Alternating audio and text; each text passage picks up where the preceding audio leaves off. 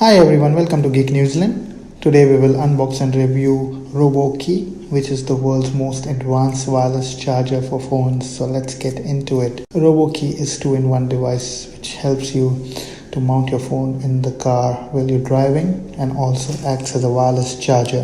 ROBOQI is the coolest and the safest wireless chargers out there. It's designed with a state-of-art automation system. All you need to do is place your phone on the ROBOQI and the phone will press against the quick contact sensor on the surface of the ROBOQI. This will trigger a built-in electric motor that controls the robotic arms, which will close automatically. ROBOQI can charge your phone anywhere, anytime. Now you do not need to hold your phone firmly when trying to type, FaceTime or watching movies, and you can be completely hands-free when driving. The robotic arms are well padded with soft silicone to secure grip your treasured phone without any damage, making the auto-inductive charging system conveniently secure.